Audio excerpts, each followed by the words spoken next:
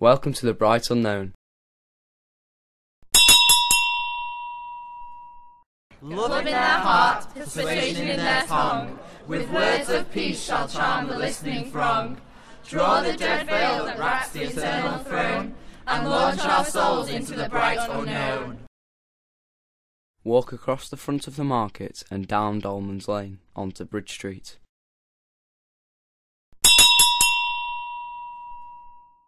The Warrington bombings were two attacks that happened during 1993. The first attack occurred in February at the Winnet gas storage facility, which caused extensive damage, but not to the full capability of the bomb. It was estimated that the bomb's full potential could have destroyed a majority of northern Warrington. During the bomber's getaway, PC Mark Toker was shot and injured after stopping a van connected to the attacks, which led to the bombers hijacking another car, but being caught and arrested following a car chase towards the motorway services past Lymm. The second attack happened in March on Bridge Street in retaliation for the imprisonment of the Winnet gas storage bombers. The IRA claimed to have sent warnings, however those warnings named Liverpool, not Warrington, as the target. Two small bombs exploded in litter bins outside of the Boots store and the McDonald's restaurant, killing 2 children and injuring many others. The area at the time was crowded with shoppers, and witnesses said that the first explosion drove panicking shoppers into the path of the next blast just seconds later. 3-year-old Jonathan Ball died at the scene, and 12-year-old Tim Parry, who received the full force of the blast, was gravely wounded and died later in hospital. However, their deaths have since given life to the Peace Centre, which has and continues to work with hundreds of young people promoting peace. And the Warrington Bridge Street bombing arguably accelerated the peace process through mass media attention, encouraging political pressure, and causing the IRA to lose significant amounts of support in both Ireland, America, and the rest of the world. And the River of Life, designed by young people, was built in remembrance of that fateful day. We now have local artist Jeni performing the song Zombie, written by the Irish rock band The Cranberries in 1994 as a protest song against the Warrington bombings and the IRA.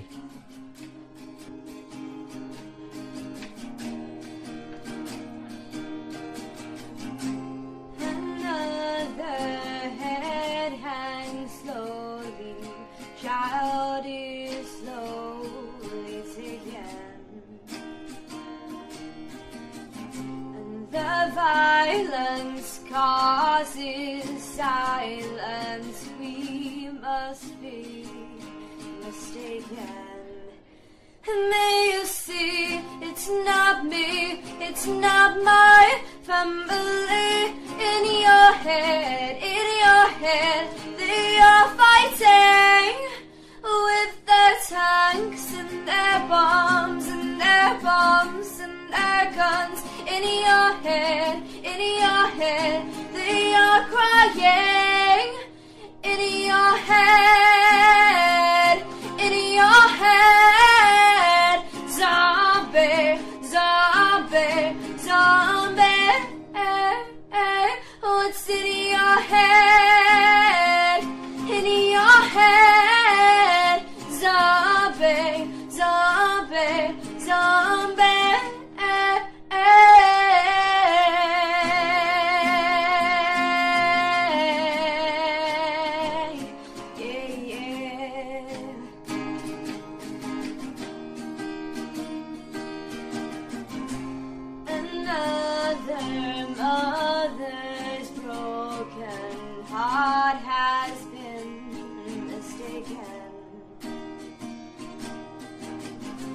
The violence causes silence. Who is mistaken? It's the same old theme since 1916.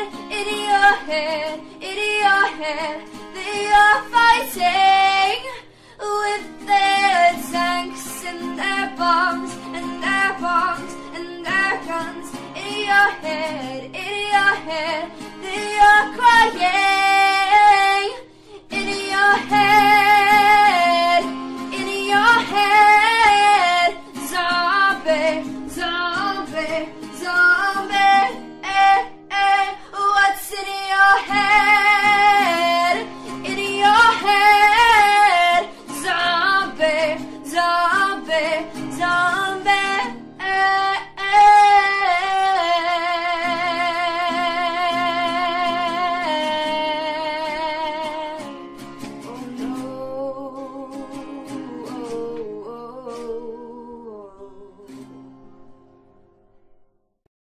Walk down Bridge Street, turn right onto Ryland Street, and first left onto Barbauld Street. Stop outside Friars Cuts.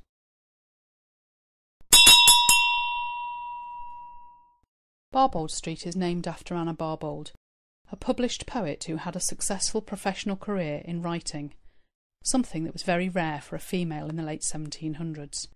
She was a bluestocking, an educated, intellectual woman who at the age of 35 was depicted as one of the 9 living muses of Great Britain by English portrait painter Richard Samuel.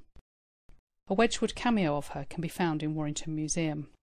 Anna moved to Warrington with her family in 1758 at the age of 15, when her father, John Aikin, was accepted to teach classics at the Warrington Dissenting Academy, alongside other luminaries such as Joseph Priestley. The academy became known as the Athens of the North, and although Anna wasn't allowed to attend, she was absorbed into the stimulating intellectual environment surrounded by her father's colleagues and friends. The family became good friends with the Priestleys, and, in 1767, saddened by their relocation to Leeds, Anna wrote the poem On Mrs. Priestley's Leaving Warrington. Anna's first poems, written whilst she lived here, were published under her maiden name in 1773. In these, she expresses her feelings of being a young person in an adult world, wishing to pursue freedom and have the right of expression. Lines from some of those poems have been projected here on Barbauld Street. Walk down Barbauld Street and turn right onto St Austin's Lane. Stop at the Poston Gate pub. A postern gate is a secondary door or gate in a wall, often concealed to allow occupants to come and go inconspicuously. We couldn't find evidence that there was a postern gate here in Warrington's past, but there was certainly a walled enclosure for the friary and its grounds here. Around the time the Warrington Friary was founded by Sir William Boteler, Warrington was beginning to experience quite dramatic change. This was the late 1200s, and Warrington had been granted a charter to hold a market, although according to old documents, a market had already been in existence since time immemorial. The main trading centre was focused on Church Street and around the parish church of St Elphin. By 1285, a new bridge crossing had been constructed, located where we now have Bridgefoot, and Bridge Street, originally called Newgate Street, linked the old trading centre of Church Street to this new route at Marketgate, where the Guardians or Skittles can be seen. The Friary Church was sited to the right end of the Wetherspoons Friar Penketh Tavern, with its cloister to the right and cemetery and gatehouse to the left on Friars Gate. The friars collected donations and alms from travellers crossing the bridge and offered prayers for their safe onward journey. The friary lasted for around 300 years, and in 1539, after the dissolution, it was sold to Sir Thomas Holcroft. Some time later it was renamed the Jesus Church, and eventually fell into disrepair and was pulled down in the late 1600s. Standing by the postern gate, you are in the friary's walled outer courtyard. Their orchard extended south over to the River Mersey bank by Mr Smith's, west to Bold Street boundary, and north to Cairo Street Unitarian Chapel, where the Aikin and Priestley families worshipped in the late 1700s. In 1886, William Owen excavated the friary site, and the finds are in Warrington Museum. Images of the area in old paintings and photographs are projected onto the walls of the Chicago Rock Cafe, intertwined with the modern day and lines from Anna Barbauld's poetry. Continue along St Austin's Lane, turn right onto Cairo Street and then left onto Seward Street. Stop at the corner.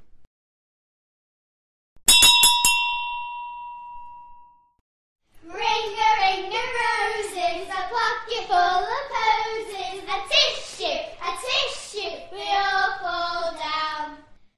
Ring a roses, a pocket full of posies, a tissue, we all fall down. Come on, we need to hurry, the gardens are opening. Have I missed it? No, not yet, come on, this way. Walk to the end of Seward Street and over Bold Street into Queen's Gardens.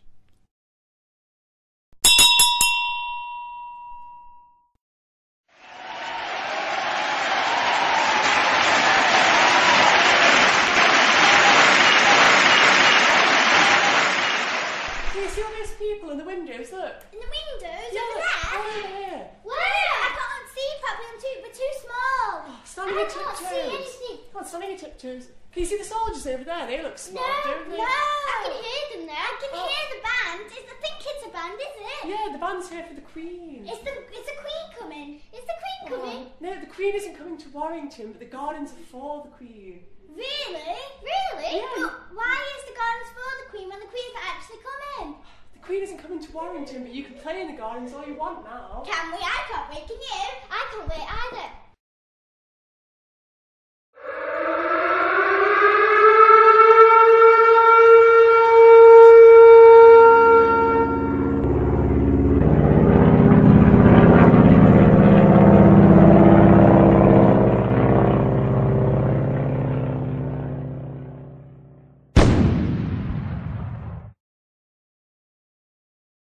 Come out of Queen's Gardens onto Palmyra Street North near the Methodist Church. Go straight over Barbauld Street onto Egypt Street and walk to the end. Turn left onto Cairo Street and stop outside the Unitarian Chapel.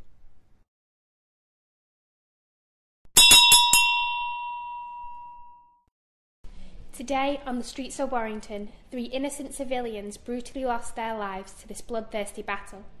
The fatal bomb that obliterated their lives fell on the corner of Church Street in Howley, only yards from an air raid shelter. It is not yet known how many others have been affected by this monstrosity. However, firefighters that were called to the scene are now working around the clock to extract any remaining bodies from the area. This is Megan Port reporting for BBC News Northwest. Walk up Cairo Street to Sankey Street. Turn right and walk along until you get to the Holy Trinity Church on your right. Turn right down the small alleyway that leads to the top of Barbauld Street.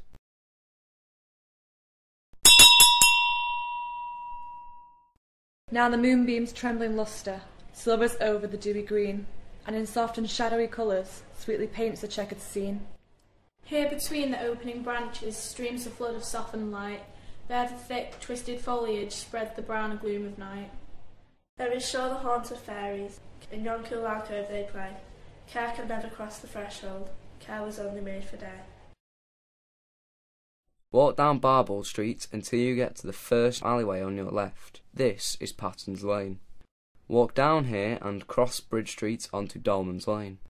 Pass the front of the market and walk straight on to arrive back at the Youth Cafe.